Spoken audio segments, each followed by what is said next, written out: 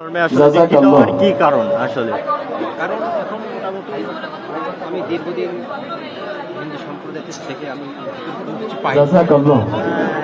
সেই তারপরে আমার ছোটো কাকা, আমার ভাই তারা সব মুসলিম, তারা আমেরিকা প্রবাসী। একটা কষ্ট আমার লেগেছে এটাই, আমার 25 বছর পরে আমার ছোটো ভাই, আমার 6 বছরের ছোটো, সেই ভাইটা আমার কিছুদিন আগে বাড়ি এসেছিল। এই 1 গ্লাস পানি তাকে আমি খাওয়াতে পারিনি, এই বড় কষ্ট হচ্ছে। পানি খাইনি। ভাই রক্ত জিনিস কেন বাড়িতে ভালো লাগে না। আপনার ভাই কি অনেক আগে থেকেই মুসলিম? আজকে 32 বছর আগে। ও আচ্ছা। ওনারা কোথায় থাকে? আমেরিকা থাকে।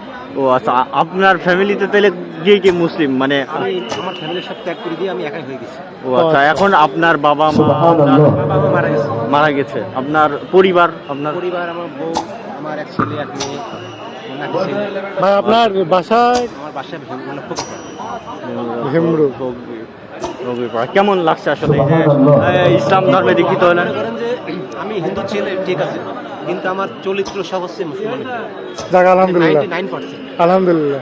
আমার আগে আমার 15 বছর আগে হয়ে যাওয়ার কথা। পাকিস্তানে আপনার জামাত এসে আমার গ্রামে মসজিদে তুলে নিয়ে চলে গেছে। আমার মা শুনতে পেয়ে কান্দে কান্দে গিয়ে।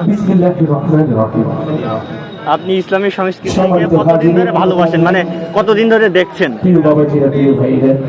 আমার এবং পর্দার অন্তরাল হতে যারা দেখছেন শুনছেন, 14 বছর বয়স। আমি নকুরুজ্জামান অন্তরের সকল ভালোবাসা উজাড় করে আপনাদের কাছে সালাম পেশ করছি। আসসালামু আলাইকুম ওয়া রাহমাতুল্লাহ। আমি যে সকল ক্যামেরা পার্সন এখানে কথা বলছেন, ভাই অনুষ্ঠান শুরু হয়েছে, শৃঙ্খলা আপনার জন্য অনুরোধ করছি। আল্লাহ আপনাদের প্রতি রহম করুন।